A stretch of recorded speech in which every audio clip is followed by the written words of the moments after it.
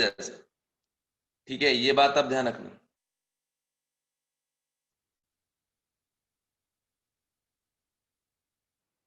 ये ionization energy था यहाँ पे, ठीक है। सबसे पहले यहाँ boron, aluminium, gallium, indium, thallium. तो देखिए ये बोरॉन आ गया, ये थैलियम, ये गैलियम, एल्युमिनियम और ये इंडियम, ये आयोनाइजेशन एनर्जी हो गया। अंडरस्टैंड? तो ये बात मैंने बता दिया था, ऐसा क्यों होता है, पूरा रीजन बताया था। प्रैक्टिकली एग्जैक्ट इसका वैल्यू देखा गया है, वैल्यू देख के मैंने ये ट्रेंड लिखा है।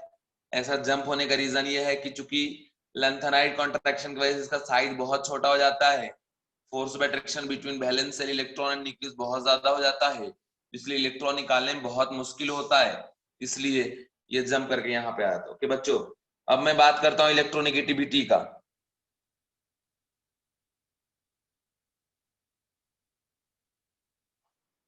इलेक्ट्रोनेगेटिविटी के लिए आपने जो ट्रेंड पढ़ा होगा कि किसी पीरियड में हम लेफ्ट टू राइट जाते हैं तो इलेक्ट्रोनेगेटिविटी का वैल्यू क्या होता है, इंक्रीज होता है।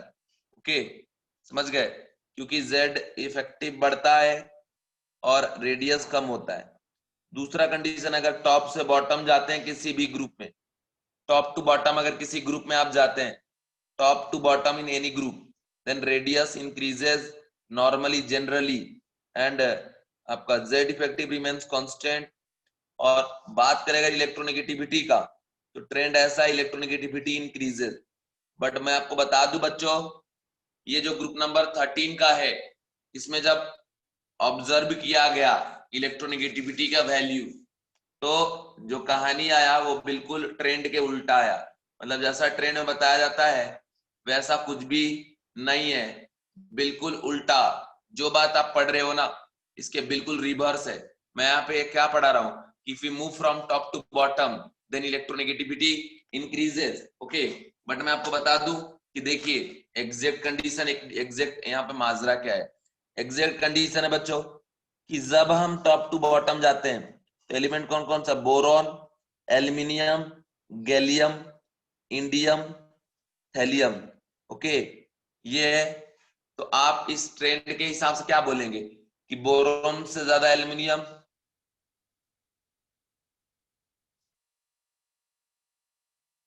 एक मिनट, इलेक्ट्रोनेगेटिविटी डिक्रीजेस वाला कंडीशन होगा, इंक्रीजेस नहीं, डिक्रीजेस। टॉप टू बॉटम जब जाएंगे तो जनरली इलेक्ट्रोनेगेटिविटी क्या होगा, डिक्रीजेस। इसके हिसाब से बोरॉन का सबसे ज्यादा, फिर एल्युमिनियम, गैलियम, इंडियम और सबसे नीचे कौन आ जाएगा आपका, थैलियम।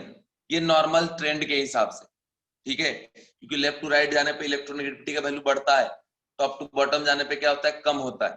तो उसके हिसाब से ये ट्रेंड आना चाहिए था, बट ये ट्रेंड इसके लिए बिल्कुल गलत है। राइट ट्रेंड क्या, सुनो मैं बता देता हूँ, बोरॉन, एल्यूमिनियम, गैलियम, इंडियम और थैलियम, है ना। इसमें कैसा होता है बच्चों कि बोरॉन से एल्यूमिनियम पे जाने पे, बोरॉन से एल्यूमिनियम जाने पे इलेक्ट्रोनेगेटिविटी डिक्रीज होता है, लेकिन जब हम एल्यूमिनियम से जाते हैं गैलियम पे तो बढ़ जाता है, गैलियम से जाते हैं इंडियम में तो भी बढ़ जाता है, और इंडियम से जाते हैं थैलियम में तब भी बढ़ जाता है। और एग्जैक्ट वैल्यू का बात करें, है ना, तो बोरोन का होता है इलेक्ट्रोनेगेटिविटी 2, एल्यूमिनियम का होता है कितना, 1.5। ओके, तो इसका होता है 1.6, 1.7, 1.8। तो देखिए इस वैल्यू के बेसिस पे मैं बोल रहा हूं कि जैसा ट्रेंड है, जैसा नॉर्मल बात है, if we move from top to bottom then radius increases, Z effective constant, then electronegativity decreases. But ऐसा नहीं हो रहा है। देखिए इस ग्रुप में क्या हुआ, पहले बोरॉन से एल्यूमिनियम पे जाने पे डिक्रीज हुआ, लेकिन उसके बाद वापस से बढ़ना चालू कर दिया, एंड 1.5 से बढ़ते बढ़ते कहां पहुंच गया, 1.8 पे। तो ये इलेक्ट्रोनेगेटिविटी का ट्रेंड भी नीट जेडबलई में पूछता है, पूछ चुका है एग्जाम में, बात ध्यान रखिएगा। और ट्रेंड हो जाता है कि बोरोन का सबसे ज्यादा, फिर थैलियम, फिर आ जाएगा आपका इंडियम, फिर आ जाएगा आपका गैलियम, और सबसे नीचे आ जाएगा बच्चों एल्यूमिनियम। तो ये हो गया आपका इलेक्ट्रोनेगेटिविटी का राइट ट्रेंड। तो ये बात याद रखना, ठीक है। बट वैसे हम लोग अभी भी यही चीज लिखेंगे, if we move from top to bottom in any group then electronegativity decreases, वही बात हम लोग लिखते हैं, लेकिन राइट कुछ और है, ठीक है बच्चों। तो ये कंडीशन मैंने आपको बताने का काम किया, इसे आप ध्यान रखना। ओके, इसके बाद मैं जा रहा हूं, नेक्स्ट टॉपिक है आपका melting point, melting point and boiling point.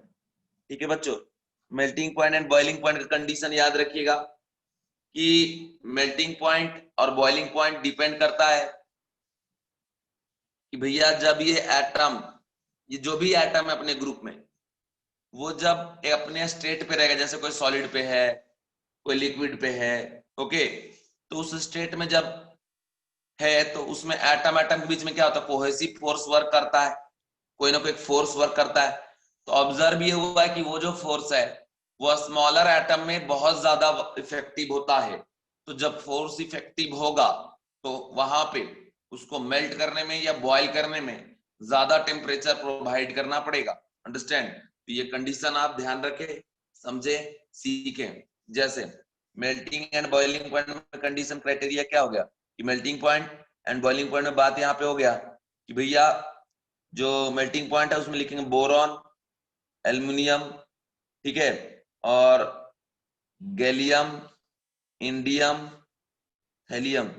ठीक है, तो ऐसे तो नॉर्मली हम लोग जैसे लिखना चाहते हैं उसके हिसाब से क्या लिख देते कि बोरॉन, एल्युमिनियम, गैलियम, इंडियम थे, में से डिक्रीज करने पे मेल्टिंग पॉइंट कम हो रहा है, बॉइलिंग पॉइंट भी कम हो रहा है। लेकिन मैं आपको बता दूं कि यहाँ पे मेल्टिंग पॉइंट और बॉइलिंग पॉइंट का भी जो ट्रेंड है वो रेगुलर नहीं होता है। उसके पीछे का रीजन ये है कि बाबू ये जो एलिमेंट है ना, इसमें लेंथेनाइट कॉन्ट्रैक्शन, ट्रांजिशन कॉन्ट्रैक्शन वगैरह वगैरह लग रहा है ना। तो नेट लेंथेनाइट कॉन्ट्रैक्शन और ट्रांजिशन कॉन्ट्रैक्शन को ध्यान में रखते हुए जब इसका ट्रेंड निकाला गया, प्रैक्टिकली ऑब्जर्व किया गया, है ना, तो देखा ये गया कि सबसे ज्यादा यहाँ जो मेल्टिंग पॉइंट है, ठीक है, सबसे ज्यादा जो मेल्टिंग पॉइंट आ रहा है यहाँ पे, वो मेल्टिंग पॉइंट आ रहा है किसका, बोरोन का। उसके बाद आ रहा है एल्युमिनियम का, ठीक है, इसके बाद आ रहा है आपका थैलियम का, फिर आ रहा है आपका इंडियम का, एंड इसमें सबसे नीचे चला गया आपका गैलियम। तो इस तरीके से हम यहाँ पे ट्रेंड लिख दिए। और एक बात याद रखना, नोट करके लिख लेना कि जो गैलियम है ना, इसका मेल्टिंग पॉइंट 30 डिग्री होता है और ड्यूरिंग समर समर ये लिक्विड स्टेट पे एग्जिस्ट करता है। ठीक है, लिक्विड इन समर, ये बात आप ध्यान रखना जरा बच्चों, ये बात आप जरा ध्यान रखना। ओके, तो कंडीशन क्या मैंने बता दिया, जो भी मैंने अभी आपको बताया है इस कंडीशन को प्लीज जरा ध्यान रखिएगा। ऐसा नहीं होना चाहिए कि आप याद ही नहीं रख रहे हैं एक एक बात, इसलिए मैं ऐसे फॉर्मेट वाइज बता रहा हूं ताकि आपको याद रहे, है ना। अगर आप याद रखेंगे तब जाके प्रॉब्लम आपका सॉल्व होगा। क्या मैंने बताया, बोरॉन, एल्युमिनियम, थैलियम, इंडियम और फिर क्या आपका गैलियम। अब कंडीशन है, बोलोगे सर क्या आप अपने मर्जी से बता रहे हो, मैं बोलूंगा बेटे मैं अपने मर्जी से नहीं बता रहा हूं। देखिए ये एक लिस्ट है, ठीक है, ये एक लिस्ट है, देखो ये एक लिस्ट है एटॉमिक प्रॉपर्टी का, फिजिकल एंड केमिकल प्रॉपर्टीज का। तो ये वाला जो कॉलम देख रहे हो, ये सेकेंड लास्ट कॉलम, ठीक है, ये मेल्टिंग पॉइंट का कॉलम है ना। ये सब तो प्रैक्टिकल चीजें हैं, प्रैक्टिकली ऑब्जर्व किया गया। तो मेल्टिंग पॉइंट देखो, बोरॉन का कितना है 2053, एल्यूमिनियम कितना है 933, है ना, और गैलियम कितना है 303, इंडियम कितना है 430, और देखो थैलियम कितना है 576। तो सबसे ज्यादा किसका हो गया बच्चों, बोरॉन का, फिर एल्यूमिनियम का, और फिर किसका, थैलियम का, फिर किसका, इंडियम का, और सबसे बेकार घटिया किसका, गैलियम का। और उसके पीछे का रीजन ये है, ठीक है, उसके पीछे का रीजन ये है कि भैया ये जो है वो मतलब लिक्विड स्टेट पे चला जाता है। ठीक, देखो ये चार्ट नहीं भेजेंगे क्योंकि एक एक चीज जो मैं लिखवा दे रहा हूं ना सेपरेटली, इसी को याद रखना, क्योंकि वो आपको एग्जैक्ट वैल्यू याद रखना नहीं है, ट्रेंड याद रखना है। मेल्टिंग पॉइंट का ट्रेंड याद रखना है, बॉइलिंग पॉइंट का ट्रेंड याद रखना है, ठीक है। कल जो मैंने आयनेशन एनर्जी का ट्रेंड बताया आज भी वापस रिपीट कर दिया, ये इसको याद रखना है। सारी चीजें मैं बता दूंगा, कॉपी पढ़ना नोट्स, बाकी अगर आपको लगेगा जिसको इंडिविजुअली बोलना मैं भेज दूंगा, कोई दिक्कत नहीं है, ठीक है। तो ये हो गया बच्चा आपका मेल्टिंग पॉइंट का। तो ये मैं अपनी मर्जी से कुछ भी नहीं लिख रहा हूं, मर्जी से मैं अपने नहीं लिख रहा हूँ, ये मैं प्रिपेयर किया हूँ और उसके बेसिस पे आपको बता रहा हूँ, क्योंकि मैंने देखा है प्रीवियस ईयर में आ जाता है मेल्टिंग पॉइंट, बच्चा को पता ही नहीं रहता है, उसको लगता है एनसीईआरटी तो क्वेश्चन है, लेकिन आप नहीं पढ़ेंगे तो कैसे बनेगा एनसीईआरटी का क्वेश्चन। वही चीज है, हम लोग ये सब चीज को छोड़ना पसंद करते हैं, लगता है कि ये इंपॉर्टेंट नहीं है, लेकिन क्या पूछ देगा हमें नहीं पता एग्जाम में। नेक्स्ट है बच्चों बॉइलिंग पॉइंट का ट्रेंड, ठीक है। अब बॉइलिंग पॉइंट में हम लोग क्या बोलते हैं कि टॉप टू बॉटम जाने पे, है ना, बॉइलिंग पॉइंट भी क्या होता है आपका, डिक्रीज होता है। और मैं आपको बता दूं बच्चों कि बॉइलिंग पॉइंट का जो ट्रेंड होता है ना, वो बिल्कुल एकदम रेगुलर होता है। रेगुलर बोलने का मतलब कि if we move from top to bottom, top to bottom in top to bottom in group then boiling point decreases. Okay बच्चों, डायरेक्ट, कोई बिना दिक्कत का, ठीक है, समझ गए। और सीधा बात याद रखिए कि जब दो मॉलिक्यूल, बहुत सारे एटम आपस में एसोसिएटेड रहेंगे, तो उसका जो स्टेट होगा उसी को बॉयल करने में जो टेम्परेचर लगेगा वही उसका क्या होगा, बॉइलिंग पॉइंट, है ना। तो जहां पे फोर्स जितना ज्यादा रहेगा, कोहेसिव फोर्स, है ना, तो उसमें समझ लीजिए बॉइलिंग पॉइंट क्या होगा, ज्यादा। और कोहेसिव फोर्स डिपेंड करता है किसके ऊपर, साइज के ऊपर। साइज कम तो एटम के बीच में अट्रैक्शन, अट्रैक्शन क्या होगा, ज्यादा, एंड उसका बॉइलिंग पॉइंट भी क्या होगा फिर, ज्यादा। ये कंडीशन आप बच्चों ध्यान रखना, अंडरस्टैंड बच्चों। अब इसमें लिखेंगे हम लोग कि boiling point is equal to, trend में लिखेंगे बोरॉन, एल्यूमिनियम, गैलियम, इंडियम और ये आपका थैलियम। देखो बोरॉन का सबसे ज्यादा, इसके बाद एल्यूमिनियम, फिर गैलियम, फिर इंडियम और थैलियम, इसमें कोई दिक्कत का बात नहीं है। और ये सब प्रैक्टिकल डाटा है भाई, प्रैक्टिकली चेक किया गया। देखो ये मैंने कैसे प्रिपेयर किया है, तो देखिए यहाँ पे जो दे रखा है, क्या दे दिया है, ये है ये बॉइलिंग पॉइंट का कॉलम है, ठीक है ना। ये बोरॉन का 3923 और ये 2740, 2676, 2353, 1730। तो देखिए टॉप टू बॉटम जाने पे धीरे धीरे धीरे धीरे क्या हो रहा है, डिक्रीज हो रहा है ना, है ना। और देखो ये वीडियो तो और रिकॉर्डिंग जहाँ रहेगा वो तो देख ही सकते हो, ये टेबल एकदम कंप्लीट वहां आपको दिख जाएगा रिकॉर्डेड वीडियो में। ओके बच्चों, ये टेबल भी है, हर चीज यहाँ बताया हुआ है। और जो मैंने आपको सीक्वेंस पढ़ाया है वो आपको आयोनाइजेशन एनर्जी का पढ़ाया है। और आप आयोनाइजेशन एनर्जी का मतलब क्या समझते हैं, आयोनाइजेशन एनर्जी वन। ओके, तो यहाँ पे जो भी ट्रेंड था, सारी ट्रेंड मैंने आपको बता दिया। इसके अलावा एक और ट्रेंड है बच्चों, जिस ट्रेंड का नाम है डेंसिटी, ठीक है, डेंसिटी। तो मैं आपको डेंसिटी के बारे में बताने जा रहा हूं, जरा ध्यान से पढ़ेंगे, समझेंगे। डेंसिटी से रिलेटेड प्रॉब्लम बहुत बार आया है। अब देखिए डेंसिटी क्या होता है, density is equal to mass by volume. तो देखो बच्चों, टॉप टू बॉटम जब आप ग्रुप में जाते हैं, टॉप टू बॉटम ग्रुप में जाते हैं, तो जेड का वैल्यू बढ़ता है, तो मास भी क्या होता है एटम का, बढ़ता है। मास ऑफ एटम भी क्या होता है, बढ़ता है। देखो बच्चों, टॉप टू बॉटम जाते हैं तो साइज बढ़ता है, तो वॉल्यूम भी क्या होता है, बढ़ता है, बढ़ता है ना। तो देखिए अगर मास बाय वॉल्यूम है, डेंसिटी, ये भी इंक्रीज हो रहा है, ये भी इंक्रीज हो रहा है, तो दो इंक्रीज होने वाले का हम रेशियो निकाल रहे हैं, तो प्रैक्टिकली डाटा पुट करना पड़ेगा। आर निकाल के वॉल्यूम निकाल लेंगे 4/3 पाई आर क्यूब से, तो वॉल्यूम निकाल के यहाँ पुट किया जाने लगा।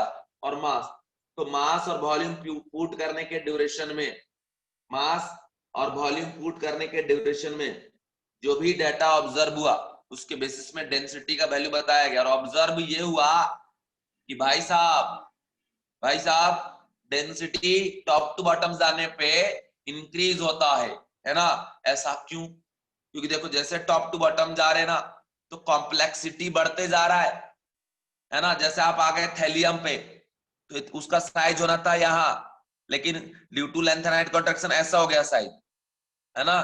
तो थ्योरेटिकली यहाँ होना था, तो वॉल्यूम इस हिसाब से आता, लेकिन अगर प्रैक्टिकली ये आ गया तो वॉल्यूम तो कम हो गया। अगर वॉल्यूम कम हो जाएगा तो डेंसिटी क्या होगा बच्चा, बढ़ जाएगा ना। इसलिए याद रखिएगा कि टॉप टू बॉटम जाने पे विदाउट एनी दिक्कत, है ना, डेंसिटी इंक्रीजेज। ओके, अंडरस्टैंड बच्चा लोग। तो ये हो गया। अब इसमें क्या लिखेंगे सीधा कि boron, aluminium, gallium, indium, thallium. Boron ज्यादा, एल्यूमिनियम, गैलियम, इंडियम और थैलियम। तो ये हो गया आपका डेंसिटी का ट्रेंड। और ये भी देखो मैं ये नहीं कहता हूं, मैं बता रहा हूं, मैं अपने हिसाब से कुछ नहीं बता रहा हूं। यहाँ देखिए डाटा, मैं ये डाटा डाटा देखो, ये आपका डेंसिटी, डेंसिटी ग्राम पर सेंटीमीटर क्यूब है 293 केल्विन। बोरॉन का कितना दिया है 2.53, एल्यूमिनियम का 2.7, गैलियम का 5.9, इंडियम का 7.3 और थैलियम का देखो 11.8। तो दिया है ना। अब आपको वैल्यू याद नहीं रखना है, ये बस याद रखना है डेंसिटी का ट्रेंड। अब मैं हर ग्रुप में ऐसी ट्रेंड निकाला हूं क्योंकि क्या पूछ देगा हमें नहीं पता। ओके, तो ये अभी आपको याद रखना पड़ेगा। ये आपको याद रहेगा क्वेश्चन बनेगा, नहीं याद रहेगा क्वेश्चन नहीं बनेगा। नेक्स्ट बच्चों हम लोग बात करेंगे केमिकल केमिकल प्रॉपर्टीज का।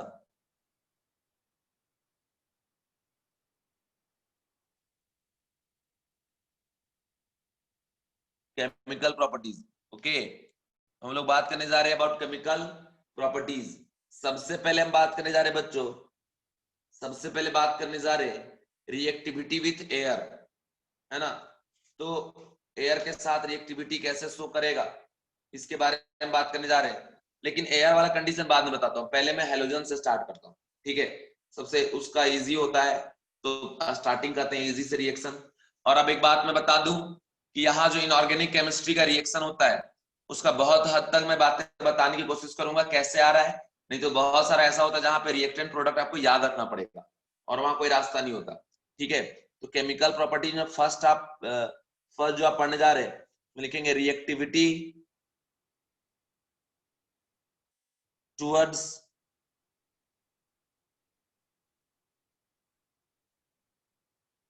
रिएक्टिविटी टुवर्ड्स हेलोजन, है ना। और हेलोजन को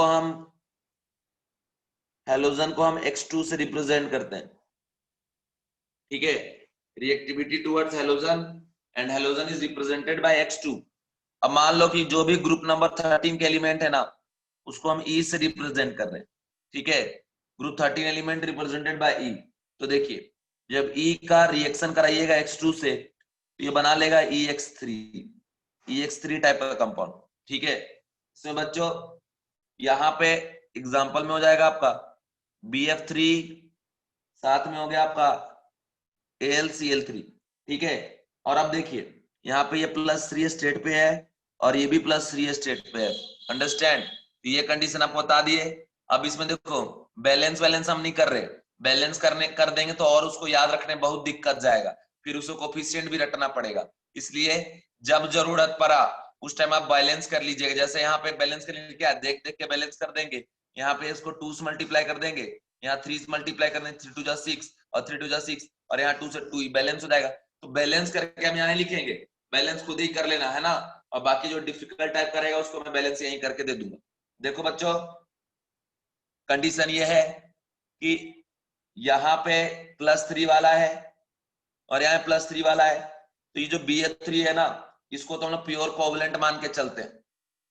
ठीक है, तो नोट करके पॉइंट बना के लिख लीजिएगा कि BF3 इज कोवलेंट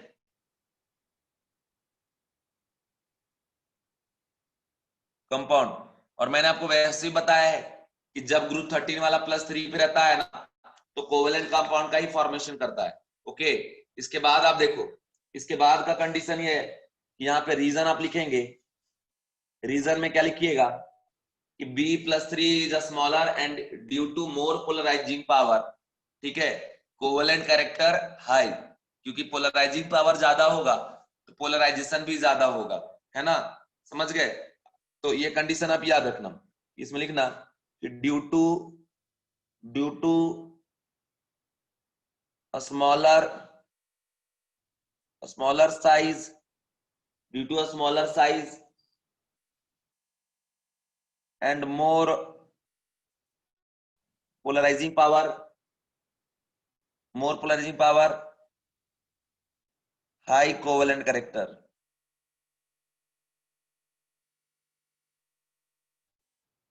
ठीक है, यहाँ दो वर्ड होता है पोलराइजिंग पावर और polarisation. Polarising power defined for cation and polarisation defined for anion. ठीक है, पोलराइजेशन बढ़ने पे भी कोवेलेंट कैरेक्टर बढ़ता है, पोलराइजिंग पावर बढ़ने पे भी कोवेलेंट कैरेक्टर बढ़ता है। ठीक है, समझ गए। अब सुनो बच्चों, यहाँ पे कैसा है कि जब आयनिक कैरेक्टर चेक किया गया तो परसेंटेज ऑफ आयनिक कैरेक्टर बहुत लो आ रहा था।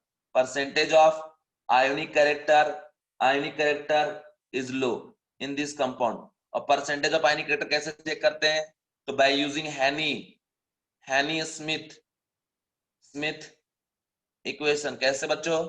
Percentage of I C is equal to, किसी भी कोवेलेंट में अगर परसेंटेज निकालना आयनिक कैरेक्टर का तो 16 इंटू डेल्टा इलेक्ट्रोनेगेटिविटी, है ना, और प्लस 3.5 इंटू डेल्टा इलेक्ट्रोनेगेटिविटी का स्क्वायर। ओके बच्चों, और देखो मैं आपको एक बात बता दूं, इलेक्ट्रोनेगेटिविटी का वैल्यू याद रखना कोई डिफिकल्ट नहीं है। सभी का मत याद रखो, कुछ कुछ इंपॉर्टेंट है उनका याद रखो जो बार बार यूज होते हैं। जैसे ग्रुप 18 का कोई भी एलिमेंट है उसका इलेक्ट्रोनेगेटिविटी का वैल्यू क्या हो जाएगा? 0 हो जाएगा। किसी भी एलिमेंट का इलेक्ट्रोनेगेटिविटी हम क्या लेके चलते हैं? 0। और बाकी देखो हाइड्रोजन है जो बहुत बार यूज होता है, इसका इलेक्ट्रोनेगेटिविटी होता है 2.1। ओके, ये चीज आप याद रखना। और उस वजह से लिथियम, या लिख दो बेरिलियम, फिर boron, carbon, nitrogen, oxygen, fluorine. Fluorine दुनिया का सबसे ज्यादा इलेक्ट्रोनेगेटिव एलिमेंट है ना, इससे ज्यादा कोई है नहीं। लिथियम का ले लो 1, और जैसे आप इधर मूव करिए तो 0.5 से इंक्रीज कराते जाइए। जैसे इसका 1 तो इसका कितना 1.5, इसका कितना 2, इसका 2.5, इसका कितना आपका 3, इसका 3.5, और ये कितना 4। तो मैक्सिमम वैल्यू ऑफ इलेक्ट्रोनेगेटिविटी कितना जाता है बच्चों? 4। 4 से ज्यादा इलेक्ट्रोनेगेटिविटी का वैल्यू नहीं जाता। इस बात का ध्यान रखना मेरे बच्चों, मेरे प्यारे बच्चों, ठीक है। एंड हमें इन्फॉर्म भी करते जाओ कि सर हमें समझ में आया नहीं आया, ठीक है, क्योंकि मैं आज पूछ नहीं रहा हूं, आप खुद ही आंसर दो। अगर कोई दिक्कत जा रहा है तो बताइए। इसमें कैसे मैंने बोला कि हाइड्रोजन के इलेक्ट्रोनेगेटिविटी याद रखो कितना 2.1। पूरा टेबल रटोगे तो दिक्कत जाएगा। आप पूरा टेबल नहीं रटोगे, कुछ कुछ एलिमेंट का जो बार बार यूज होते हैं उनका अगर आप याद रखेंगे कभी आपको कोई दिक्कत जाने वाला नहीं है। और मैं आपको वही बता रहा हूं कि किसी किसी एलिमेंट का आप याद रखिए। जैसे मैंने आपको यहाँ बता दिया, किसका बता दिया? हाइड्रोजन का 2.1। अब देखो कोवेलेंट में सबसे ज्यादा क्लोरीन के साथ क्या यूज होता है? क्लोरीन, ब्रोमीन, आयोडीन, है ना। तो देखो क्लोरीन का होता है बच्चों 3, ठीक है, ब्रोमीन का होता है 2.8, और आयोडीन का होता है 2.5। ये चीज आप याद रखना, ठीक ठीक। इसके बाद लिथियम के बाद यहाँ पे रखो याद सोडियम का, यहाँ पे याद रखो मैग्नीशियम का, यहाँ पे याद रखो एल्यूमिनियम का, यहाँ पे सिलिकॉन का, यहाँ फास्फोरस का, यहाँ सल्फर का। देखिए इसका होता है बच्चों 0.9, और इस बार देखो इधर प्लस करते गए 0.5 ना, इस बार आपको 0.3 ऐड करते जाना है बस। तो 9.9 और 0.3 ऐड कितना हो जाएगा? 1.2। ये कितना हो जाएगा? 1.5। ये कितना हो जाएगा आपका? ये हो जाएगा 1.8, और ये कितना 2.1। लेकिन इस बार यहाँ पे 0.3 का नहीं 0.4 का गैप होता है, ये हो जाता है आपका 2.4, सॉरी 2 पॉइंट हो जाता है ये 5, ठीक है। इतना ही याद रखना है, इससे ज्यादा आपको याद रखने की जरूरत नहीं, ठीक है ना। और एक इलेक्ट्रोनेगेटिविटी ग्रुप 13 का याद रखिए, थोड़ा डिफरेंट होता है। एल्यूमिनियम, गैलियम, इंडियम, थैलियम, तो ये बता ही दिए। ये 1.5, ये कितना 1.6, 1.7, 1.8, ठीक है ना बच्चों। इस तरीके से सोडियम के बाद यहाँ पोटासियम, रुबिडियम, सीजियम और फ्रांसियम, याद रखो इसका होता है 0.8, इसका भी 0.8, इसका 0.7। बट हम इसमें ये कहते हैं कि टॉप टू बॉटम जाने पे इलेक्ट्रोनेगेटिविटी क्या हो रहा है? कम हो रहा है। तो इसको याद रखना। अब जैसे याद रखोगे ना तो JEE नीट में आ चुका है क्वेश्चन कि बताओ HCl में परसेंटेज ऑफ आयनिक कैरेक्टर कितना है, क्योंकि यहाँ तो कोवेलेंट बॉन्ड है। तो चुपचाप यहाँ निकालेंगे percentage of ionic character is equal to क्या हो जाएगा? 16 इंटू इनके बीच का इलेक्ट्रोनेगेटिविटी का गैप कितना, इसका 3, इसका 2.1, निकाल लो कितना हो जाएगा 1.9। तो 1.9 और प्लस 3.5 इंटू 1.9 का स्क्वायर, तो ये आ गया परसेंटेज ऑफ आयनिक कैरेक्टर। हाँ 0.9 लेंगे यहाँ पे, सॉरी। तो ये हो जाएगा आपका, आ जाएगा परसेंटेज ऑफ आयनिक कैरेक्टर। तो ये टेबल लिखना सीख गए या एक बार और रिपीट करूं? Give me answer please. ये टेबल लिखना सीख गए, इतना ही का याद रखना है, इससे ज्यादा याद ही नहीं रखना, क्योंकि कहीं भी इससे ज्यादा यूज नहीं होगा। और इतना ही याद रखोगे तभी याद होगा, ज्यादा भर भर के लिख लोगे याद ही नहीं होगा। क्या आपको समझ में आ गया बच्चों? ये समझ में आ गया? ये इसको रिपीट करना है, रिपीट करना है क्या? वापस एक बार रिपीट करना है, एक बार और कर दूं रिपीट, एक बार कर दूं रिपीट, रिपीट कर दूं एक बार। चलो देखो हाइड्रोजन का इलेक्ट्रोनेगेटिविटी कितना बच्चों? 2.1 है ना। फिर lithium, beryllium, boron, carbon, nitrogen, oxygen, fluorine लिख दो। ग्रुप 18 वाला चूंकि बॉन्ड बनाता नहीं इसलिए उसका इलेक्ट्रोनेगेटिविटी हम क्या लेके चलेंगे? 0। लिथियम का 1 लेंगे, फिर लेफ्ट टू राइट जाने पे बढ़ता है, टॉप टू बॉटम जाने पे कम होता है, इतना हमको पता होना चाहिए। तो ये 1 से 0.5 ऐड करते जाओ, 1.5, 2, 2.5, 3, 3.5 और 4। और बाकी ये स्पेशल इनको याद रखो, क्लोरीन का 3, ब्रोमीन का 2.8, आयोडीन का 2.5। देखो टॉप टू बॉटम जाने पे कम हो रहा है। उसके बाद बच्चों sodium, magnesium, aluminium, silicon, phosphorus, sulphur, chlorine लिख दो। सोडियम का 0.9, उसके बाद 0.3 बढ़ाते जाओ, तो इसका कितना हो जाएगा? 1.2, इसमें 0.3 ऐड करेंगे 1.5, 1.8, 2.1, 2.5। अब क्लोरीन का कितना हो गया? 3, यहाँ पे गैप है 0.4 का। इसके बाद देखो पोटासियम, रुबिडियम, सीजियम, फ्रांसियम लिख दिए यहाँ पे। फ्रांसियम रेडियो एक्टिव इसलिए ज्यादा बात इसका हम करेंगे नहीं, ठीक है, मेनली यहाँ तक बात करेंगे। तो 0.8 और इसका 0.7, ये इंपॉर्टेंट नहीं है। इंपॉर्टेंट ये है ग्रुप 13 कि boron, aluminium, gallium, indium, thallium, ये ऐसा ग्रुप है जहां पे टॉप टू बॉटम जाने पे कम नहीं हो रहा, उल्टा बढ़ना चालू हो गया है ना। तो 1.5 पहले हुआ, उसके बाद 1.6, 1.7, 1.8। इसके बाद एक और कंडीशन कि ये जो हाइड्रोजन है, हाइड्रोजन और फास्फोरस का इलेक्ट्रोनेगेटिविटी सेम होता है 2.1, 2.1। ओके, उसके अलावा एक और इंपॉर्टेंट बात, ये जो थैलियम है और सिलिकॉन है, इन दोनों का इक्वल होता है। इसके बाद एक और इंपॉर्टेंट बात कि आयोडीन, आयोडीन और सल्फर का इलेक्ट्रोनेगेटिविटी भी सेम होता है ना। तो इस तरीके से बात याद रखना, ठीक है बच्चों। तो ये बातें मैंने आपको बता दिया कि कैसे आप परसेंटेज ऑफ आयोनिक कैरेक्टर निकालेंगे किसी भी टाइप के कोवेलेंट कंपाउंड में जाकर, ठीक है। ये सारी जनरल बातें चल रही हैं, मेरा कोशिश यही है कि जो भी है मार्क्स आना चाहिए, ठीक है। उसके लिए कंडीशन आपको पता होना चाहिए और कुछ भी ना। अगर कोई दिक्कत जाए बताना बच्चों। इनऑर्गेनिक कैसा है, जो क्लास में पढ़ रहे वही एग्जाम में आएगा, इसको ध्यान से पढ़ना, ठीक है। अब देखो यहाँ पे लिखो reactivity,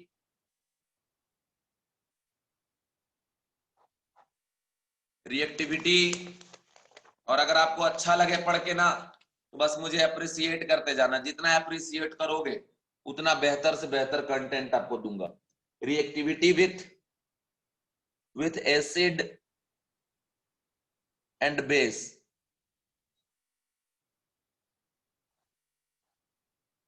reactivity with acid and base, है ना। इसमें पहले हम बात करते हैं बच्चों, ये जो बोरोन है उसका रिएक्शन अगर डायरेक्ट किसी एसिड से या बेस से आप कराएंगे, है ना, तो ये नॉन रिएक्टिव होता है, नॉन रिएक्टिव, बिकॉज इसका जो साइज है बच्चों वेरी स्मॉल है, बहुत छोटा साइज होने के वजह से ये नॉन रिएक्टिव होता है, रिएक्शन नहीं करता है, नो रिएक्शन, ठीक है। अब बोलोगे सर क्यों नहीं करता है, क्यों नहीं? अब भाई बता दिए वेरी स्मॉल, तो प्रैक्टिकली चेक किया गया, रिएक्ट नहीं कर रहा था इसलिए लिखा जाता है नो रिएक्शन। ओके, नेक्स्ट देखो, जैसे ये जो एल्युमिनियम है ये HCl के साथ जब रिएक्ट कराएंगे तो ये बनता है AlCl3। और आप बहुत अच्छे से जानते होंगे कि ये जो AlCl3 है एक लेविस एसिड है खुद, है ना, जिसका ऑर्गेनिक केमिस्ट्री में बहुत ज्यादा यूज होता है, इलेक्ट्रोफिलिक एरोमेटिक सब्स्टिट्यूशन रिएक्शन वगैरह में, है ना, फ्रीडल क्राफ्ट रिएक्शन में, इन सब में बहुत ज्यादा इसका यूज होता है। किसका? AlCl3 का, because this is Lewis acid. Because क्यों है लेविस एसिड? कि हम ऐसा मान के चलते हैं यहाँ पे एल्युमिनियम और क्लोरीन में कोवेलेंट टाइप का बॉन्ड है। ओके, तो एल्युमिनियम के वैलेंस शेल में 3 इलेक्ट्रॉन, तो 3 इधर से बॉन्ड बना लिया, तो कितना हो गया? 6। अब इसके पास vacant orbital present, vacant orbital है तो लोन पर एक्सेप्ट करने की टेंडेंसी है, इसलिए ये बिहेव करता है जैसे कि आपका लेविस एसिड। दूसरी बात मैं आपको बता दूं बच्चों, ये जो एल्युमिनियम है वो रिएक्ट करता है NaOH के साथ भी, तो इधर से बनाता है AlOH3, ठीक है, AlOH3, समझ गए। ये जो AlOH3 है ये प्रोडक्ट बन रहा है। अब इसके बारे में कहानी बता दूं, ये जो एल्युमिनियम है वो एसिड से भी रिएक्ट कर रहा है, बेस से भी, इसलिए इसको हम लोग एम्फोटेरिक बोलते हैं। एम्फोटेरिक मतलब ऐसा सब्सटेंस जो एसिड बेस दोनों से रिएक्ट करे, ठीक है। एक बात देखिए, एसिड से रिएक्ट करने वाला बेस होता है, और एग्जैक्ट अगर बेस नहीं मतलब सीधी बात बेसिक प्रॉपर्टी रख रहा है, और अगर बेस से कोई रिएक्ट करे तो एसिडिक प्रॉपर्टी रख रहा है, इसलिए इसलिए ये क्या हो गया आपका? एम्फोटेरिक, है ना। एम्फोटेरिक सब्सटेंस हो गया कौन, एल्यूमिनियम। और इसमें ये जो AlOH3 देख रहे हो ना बच्चों, ये भी प्योर बेस नहीं है, ये एम्फोटेरिक है। बिकॉज इस एल्यूमिनियम हाइड्रोक्साइड के पास एसिडिक नेचर के साथ साथ बेसिक नेचर भी होता है ना। इस एल्यूमिनियम हाइड्रोक्साइड के साथ पास बेसिक नेचर भी होता है और एसिडिक भी होता है। कैसे देखो, क्योंकि जब ये वाटर में जाएगा, है ना, जब ये वाटर में जाएगा तो H+ जनरेट करेगा, इसलिए ये क्या हो गया आपका, बेसिक हो गया। लेकिन आपको पता होना चाहिए कि AlOH3 का अगर आप रिएक्शन कराते हैं NaOH के साथ, तो NaOH से जनरेट होगा Na+ और साथ में OH-। अब चूंकि इस एल्यूमिनियम के पास इन दिस कंपाउंड एल्यूमिनियम के पास है वैकेंट ऑर्बिटल, ये OH- को इधर होल्ड कर लेगा, बॉन्ड बना लेगा, तो क्या हो गया आपका AlOH4- का कॉम्प्लेक्स बना लिया। तो जो भी OH- को होल्ड कर रहा है, मतलब लोन पे इलेक्ट्रॉन एक्सेप्ट कर रहा है, तो कैसा हो गया आपका लेविस एसिड। लेकिन जब ये वाटर में जाएगा तो H+ जनरेट करने की, OH- जनरेट करने की भी क्षमता रखता है, तो बेस भी हो गया और एसिड भी हो गया। इसलिए हम इसको क्या नाम देंगे बच्चों, ये भी क्या हो गया आपका एम्फोटेरिक। ओके,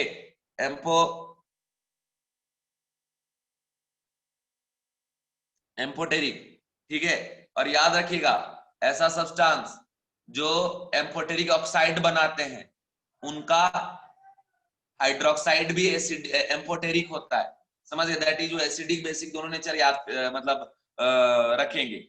और ऐसे का लिस्ट होता है से बेरिलियम, ठीक है, समझ गए, 3 गैलियम, एल्यूमिनियम, ठीक है, जिंक और लेड।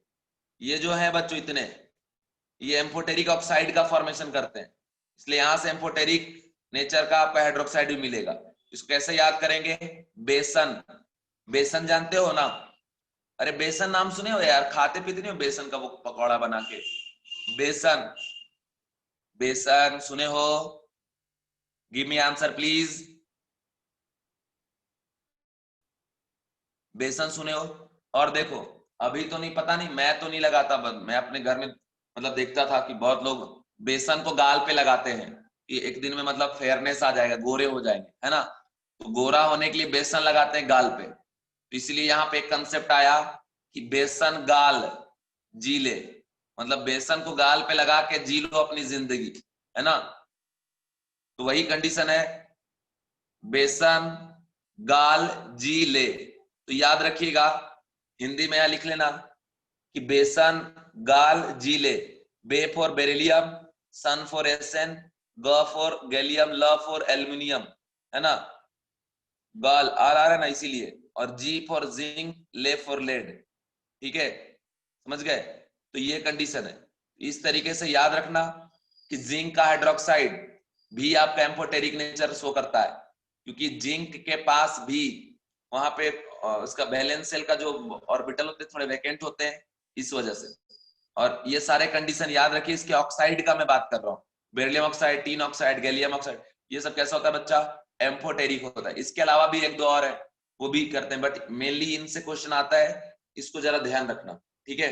चलो आगे बढ़ते हैं। आगे बढ़ते हुए मैं आपको पढ़ाने जा रहा हूं कि ये जो AlOH3 है ना, ये एक इलेक्ट्रॉन डेफिशिएंट कंपाउंड है।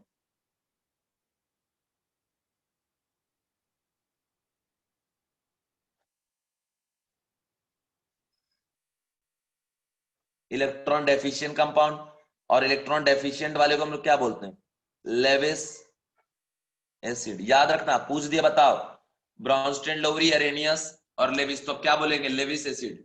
ओके, अब बच्चों हम लोग बात करने जा रहे हैं anomalous behaviour of boron, boron का। और एक बात और जान लो कि किसी भी ग्रुप के बारे में जब आप स्टडी करते हैं ना, जैसे बोरॉन, एल्यूमिनियम, गैलियम, इंडियम और थैलियम, तो हर ग्रुप का जो फर्स्ट मेंबर होता है ना, उसके बारे में हम लोग बहुत ज्यादा डिटेल में पढ़ते हैं, क्योंकि हर ग्रुप का फर्स्ट मेंबर बहुत ज्यादा इंपॉर्टेंट होता है।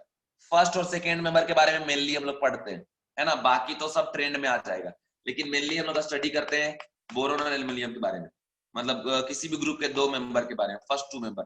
अब इसमें कौन है, बोरॉन। तो बोरॉन के पास एल्मोलेस बिहेवियर है, कुछ स्पेशल प्रॉपर्टी है। वो क्यों है, उसका मेन रीजन होता है कि इसका साइज जो है बच्चों वो बहुत ही छोटा है ना। और छोटे साइज होने के कारण पोलराइजिंग पावर इसका मोर है ना। तो ये सारी बातें हैं वो भी मैं डिस्कस करूंगा। तो हेडिंग में आप लिखिएगा anomalous behaviour behaviour of boron, anomalous behaviour of boron. Okay, ये लिख लीजिएगा। इसमें लिखना नेक्स्ट पॉइंट में, it form covalent covalent compound, it form covalent compound. वो आ जाएगा, रिएक्टिविटी टुवर्ड्स एयर आ जाएगा, रह नहीं गया, वेट थोड़ी देर में आ जाएगा वो। It form it form covalent compound, ठीक है। से एग्जांपल में लेना कि BF3 BCl3, ठीक है, BBr3 या BI3, ये सब एक कोवलेंट कंपाउंड है जो कि एक तरीके का लेविस एसिड है, क्योंकि इनके पास क्या प्रेजेंट है, वैकेंट ऑर्बिटल। बैक बॉन्डिंग हो रहा है लेकिन हम लोग ऐसा मान के चलते हैं कि वैकेंट ऑर्बिटल है ना, इसलिए लेविस एसिड है। अब एक बात और सुन लो कि अगर इसमें पूछे बताओ किसमें कोवलेंट कैरेक्टर ज्यादा है, तो देखो परसेंटेज ऑफ आयनिक कैरेक्टर किसके ऊपर डिपेंड करता है, डेल्टा EN के ऊपर। और डेल्टा EN ज्यादा तो आयनिक कैरेक्टर ज्यादा, आयनिक कैरेक्टर ज्यादा तो कोवलेंट कैरेक्टर क्या कम। तो अगर इलेक्ट्रोनेगेटिविटी का गैप आप निकालेंगे तो बोरॉन का कितना होता है बच्चों 2 और ये 4, तो यहाँ पे कितना आ जाएगा 2, यहाँ 2 और ये 3 कितना आ जाएगा 1, यहाँ 2 और ये -2.8 कितना आ जाएगा आपका 0.8, और यहाँ 2 और 2.5 कितना आ जाएगा 0.5। तो सबसे कम आयनिक कैरेक्टर किस में आएगा BI3 में, मतलब सबसे ज्यादा कोवलेंट कैरेक्टर किस में होगा BI3 में। समझ गए, तो ये बात आप ध्यान रखना। ओके, तो ये बातें मैंने आपको बच्चों बता दिया, समझ गए। तो इसमें लिख लीजिएगा कि because size is less and polarizing power is more, size is less and polarizing power